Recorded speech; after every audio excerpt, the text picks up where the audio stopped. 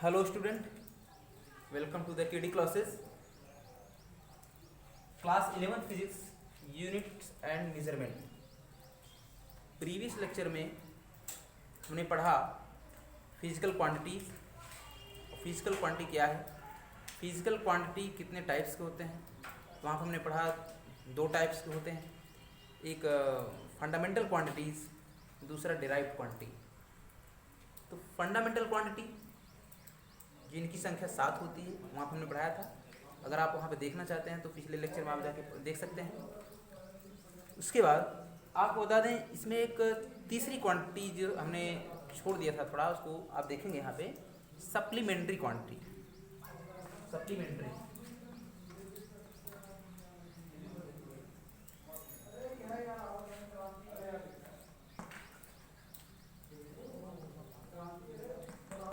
Quantity, इनकी जो संख्या होती है वो 2 है। सप्लीमेंट्री क्वांटिटी और इसका जो यूनिट देखेंगे, यूनिट क्या होता है, दूसरी चीज, और इसका सिंबल, यूनिट का जो सिंबल होता है वो सिंबल हम देखेंगे।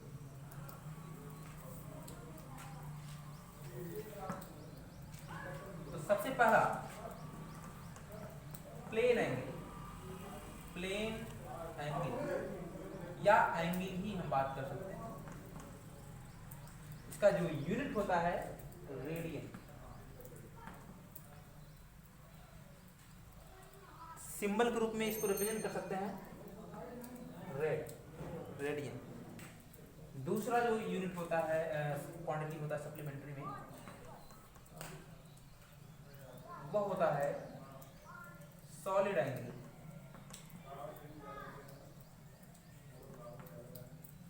सॉलिड एंगल, सॉलिड एंगल, इसका जो यूनिट होता है वह होता है स्टेरेडियन। स्टेरेडियन शॉर्टकट, इसका रिप्रेजेंटेशन जो सिंबल के रूप में इसको हम रिप्रेजेंट करते हैं यस आर। तो प्लेन एंगल या एंगल आप जानते होंगे,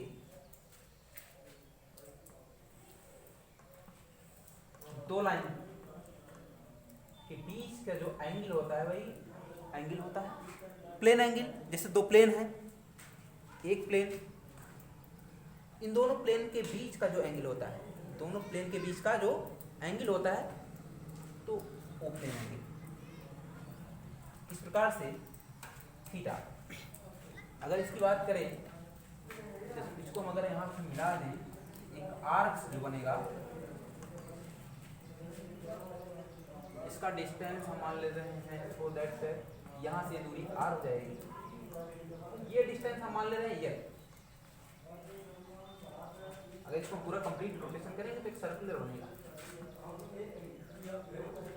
तो ये जो आपका फार्मूला होता है एंगल बराबर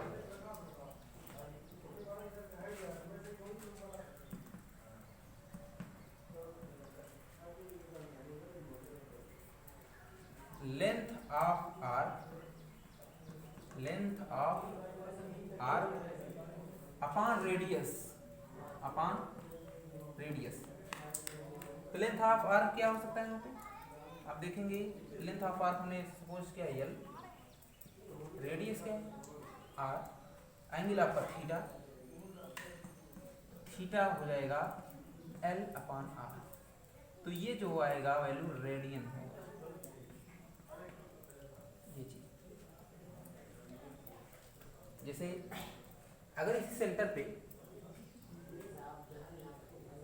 पूरा अगर इसको रोटेट करें तो पूरा कितना एंगल बनेगा, तो आप देखेंगे जैसे सेंटर है, इसको पूरा रोटेट जब हम कराएंगे तो इस पे जो एंगल बनता है पूरा रोटेशन 2 पाई, ये जो एंगल है इस पे कितना होगा 2 पाई एंगल होगा। क्योंकि आया कैसे का सर्किल, अगर हम बात करें एक सर्कुलर आर्क, जो कंप्लीट पूरा आर्क होता है सर्कुलर, ये तो मान लीजिए क्या है, एक this is the part of circle, इसको हम आर्क बोलेंगे। लेकिन अगर हम कहें कि एक पूरा टोटल जो सर्कुलर आर्क है, इस पॉइंट पे कितना एंगल फॉर्म करेगा, तो वो होगा 2 पाई एंगल। कैसे होगा? सिंपल सा यही फार्मूला, लेंथ ऑफ आर्क, तो वहाँ हम बात करेंगे length of circular arc upon radius. तो रेडियस तो इसका आर ही होगा, पूरा कंप्लीट सरकमफ्रेंस, इसके सरकमफ्रेंस की वजह से इसके सेंटर पे एंगल कितना होगा, तो सरकमफ्रेंस क्या होगा, 2 पाई आर होगा। थीटा अगर यहाँ हम निकालेंगे, थीटा बराबर हो जाएगा 2 pi are length of arc. तो यहाँ हमने लेंथ क्या माना, this is the part of circular, तो यहाँ हमने यल माना है। तो यहाँ पे टोटल की बात मैंने किया है, तो वो टोटल डिस्टेंस क्या हो जाएगा, circumference of the circle 2 pi r upon radius. तो रेडियस रेडियस से कैंसिल, तो थीटा बराबर क्या होगा, 2 पाई इन रेडियन। अगर यही ऐसे करें, मान लीजिए हाफ सर्कुलर आर्क, कितना एंगल बन रहा है, सिंपल सी बात है, हाफ की वजह से थीटा बराबर हो जाएगा पाई रेडियन, ये चीज हो जाएगा। उसका भी हाफ कर दें तो टोटल का क्या हो जाएगा,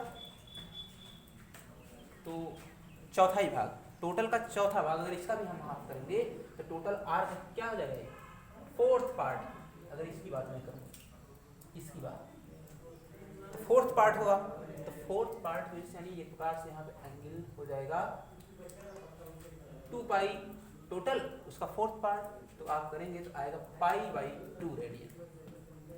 इस प्रकार से हम एंगल फॉर्म कर सकते हैं। किस प्रकार से, आपका अगर कोई पूछे इस सर्किल के द्वारा पूरा उसके सरकमफ्रेंस की वजह से जो एंगल बनता है उसके सेंटर पर तो कितना होता है, तो 2 पाई होता है। तो कैसे होता है, फार्मूला यही होगा, angle is equal to length of arc upon radius.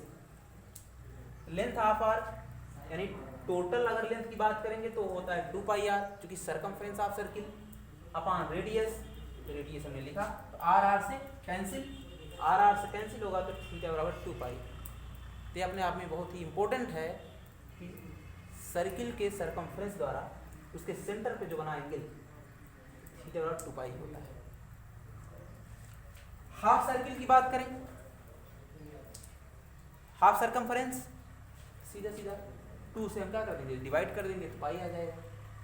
इसका भी हाफ करेंगे, अगर इसका हाफ करने का मतलब टोटल का चौथाई भाग 1/4 पार्ट, यानी 4 से डिवाइड करेंगे तो 2 से कैंसिल होगा तो पाई बाई 2 रेडियन हो जाएगा। इस प्रकार से ये तो रहा एंगल। अब बात करते हैं सॉलिड एंगल की। सॉलिड एंगल क्या होता है, जैसे मान लीजिए कोई स्फेयर है, स्फेयर, तो स्फेयर का कोई भी पार्ट, उसका कोई भी पार्ट, ये मान लीजिए कोई स्फेरिकल है, स्फेयर का सेंटर ये है। अब उस स्फेयर का कोई भी छोटा सा हमने पार्ट ले लिया, वो जितना एंगल फॉर्म करता है उसके सेंटर में, एंगल ही क्या होता है, सॉलिड एंगल। ये भी थीटा है, वो सॉलिड एंगल होता है। यहाँ पे ओनली क्या है, 2 लाइंस, 2 ही लाइंस हैं एंगल को फॉर्म करने के लिए, 2 ही लाइंस हैं। लेकिन यहाँ पे ऐसे न जाने कितनी लाइंस हो सकती हैं जो इसको फॉर्म कर रही हैं। ऐसी आप देखेंगे, ये तो 2 प्लेन, मान लीजिए एक प्लेन ये है, एक प्लेन ये है, उस प्लेन के बीच में जो एंगल है तो थीटा होता है। लेकिन ये क्या है, सराउंडिंग पूरी तरीके से सरफेस के द्वारा, कोई भी गोला है, गोले का जो सरफेस हम लेते हैं वह सरफेस सेंटर पे जो एंगल बनाएगा वह जो होता है वह सॉलिड एंगल होता है, और उसको हम रिप्रेजेंट करते हैं एज यूनिट स्टेरेडियन, और इसका जो सिंबल होता है वह एस आर होता है। इसका जो फार्मूला होता है सॉलिड एंगल का, थीटा इज इक्वल टू, यहाँ पे हम लेंथ ऑफ आर की बात करते हैं, लेकिन यहाँ पे तो स्फेयर का एक पार्ट है यानी एरिया है, यहाँ पे हम कहेंगे एरिया, स्फेरिकल पार्ट है, आप लिख सकते हैं area of spherical part upon radius, radius ये डिस्टेंस आर हो जाएगा। या थीटा लॉग हम कह सकते हैं। एरिया चूंकि छोटा सा पार्ट है, इसको हमने एक छोटा सा पार्ट, पूरा स्फीयर का एक छोटा सा पार्ट कंसीडर किया है। इसका सरफेस एरिया हम सपोज कर लेते हैं ds, तो हो जाएगा एरिया की जगह ds अपॉन r। ये तो रहा यस आर स्टेरेबिलिटी। तो यहाँ तक अगर आप कंफर्म है तो यहाँ तक नोट करें, इसके बाद तक फिर हम आगे चलते हैं।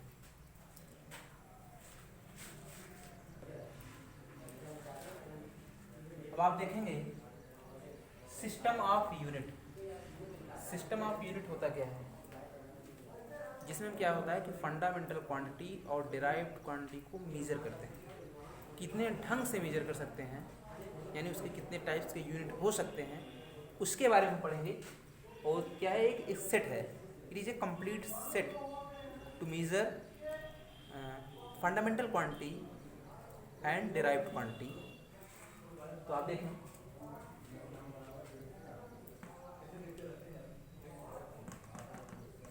It is the complete set for measure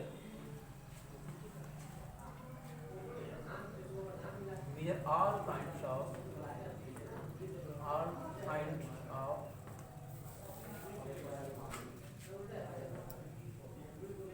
fundamental quantities,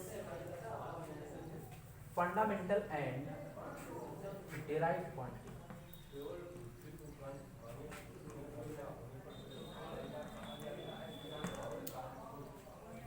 मतलब कि it is a complete set, एक कंप्लीट सेट है फॉर मेजर करने के लिए all kinds of fundamental and derived quantity, सभी प्रकार की फंडामेंटल और डिराइव्ड क्वांटिटी।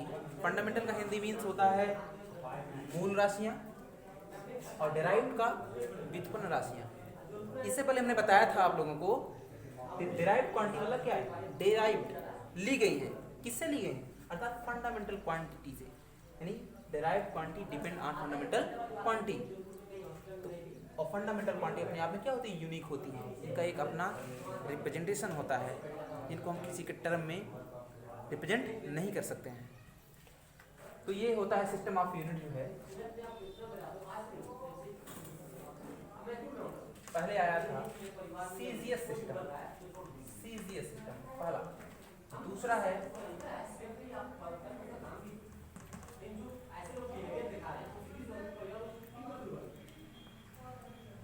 यहाँ पे एफपीएस सिस्टम,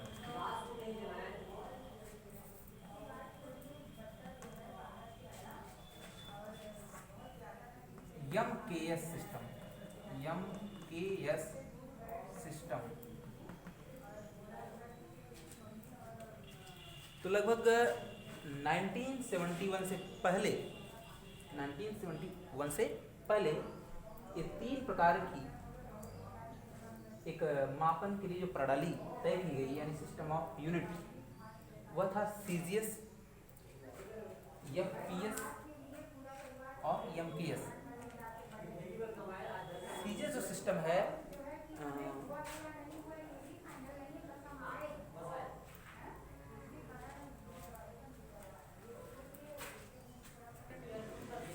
सीजीएस सिस्टम में, इसको आप देखेंगे सीजीएस, इसका means centimetre gram second. Centimetre यानी लेंथ, ग्राम यानी मास, एस यानी सेकेंड यानी टाइम, यानी कि लेंथ, मास और टाइम को मेजर करने के लिए एक सिस्टम यानी प्रणाली। लेंथ, मास और जो टाइम है ये फंडामेंटल क्वांटिटी है। और उस समय 1971 से पहले जो आपका ये एक मेजरमेंट जो आपका बनाया गया, ये फंडामेंटल क्वांटिटी को मेजर करने का एक तरीका बनाया गया था। उस समय क्या था कि मात्र तीन ही फंडामेंटल क्वांटिटी अज्यूम की गई थी या मानी गई थी, जिसमें था लेंथ था, मास था और टाइम था। उसी के अकॉर्डिंग, उसी के रिस्पेक्ट में ये सपोज किया गया CGS system. It is A French system, एक फ्रेंच सिस्टम है, यानी फ्रांस में अडॉप्ट किया गया। उसके बाद FPS, foot pound system, foot लंबाई मापने का एक, आप जानते होंगे फुट में भी। पाउंड ये होता है मास नापने का। और सेकेंड टाइम। यह ब्रिटिश सिस्टम है, यह ब्रिटिश सिस्टम है। उस समय जब आप देखेंगे भारत में भी ये चला करता था, उस समय जब भारत गुलाम था, जब ब्रिटिश शासन यहाँ पर चलता, उस दौरान ये सिस्टम यहाँ पर भी था। लेकिन आज के डेट में इसको सिलेबस से लगभग इकट्ठ है, इसका कोई बहुत अब यूज़ नहीं है। ज़्यादातर हम इसको एमकेएस सिस्टम देखेंगे। ये तो नहीं लगभग इसको हम मिलता है ज़्यादातर, ये भी मिलता है। एमकेएस सिस्टम में आप देखेंगे मीटर, किलोग्राम और सेकेंड, यानी लेंथ को हम मीटर में मेजर करते हैं, मास को किलोग्राम में मेजर करते हैं, जबकि एस को यानी सेकेंड यानी टाइम को सेकंड में मेजर करते हैं। तो ये तो रहा लेंथ, मास, टाइम के रिस्पेक्ट में कैसे मेजर किया जाता है, उसके अकॉर्डिंग जो आपका ये सिस्टम ऑफ यूनिट कंसीडर किया गया। तो पहला सीजी सिस्टम फ्रेंच के द्वारा अडॉप्ट किया गया, फ्रेंच ने ये सिस्टम अपनाया। एफपीएस एक ब्रिटिश सिस्टम है, जबकि एमकेएस भी ये फिर बाद में फ्रेंच सिस्टम है। इसके बाद चौथा जो आया एसआई,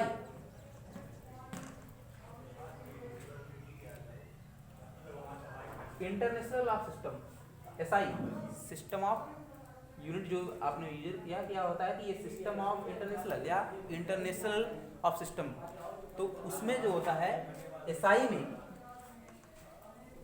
ये मीट्रिक सिस्टम क्या हुआ, अज्यूम कर लिया गया। आपका जो सीजीएस और एमपीएस है,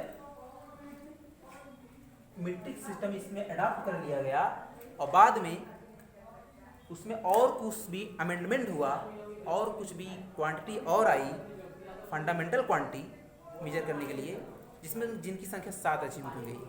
7 फंडामेंटल क्वांटिटीज आप पढ़े होंगे, जिसमें लेंथ है, मास है, टाइम है, टेम्परेचर है, इलेक्ट्रिक करंट है, अमाउंट ऑफ सब्सटेंस है, और लास्ट में amount of substance.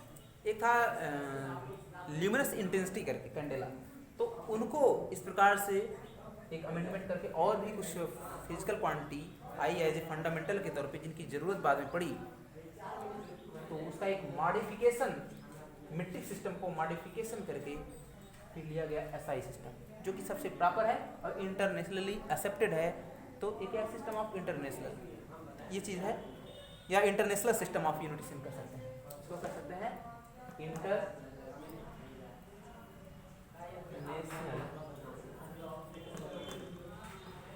System of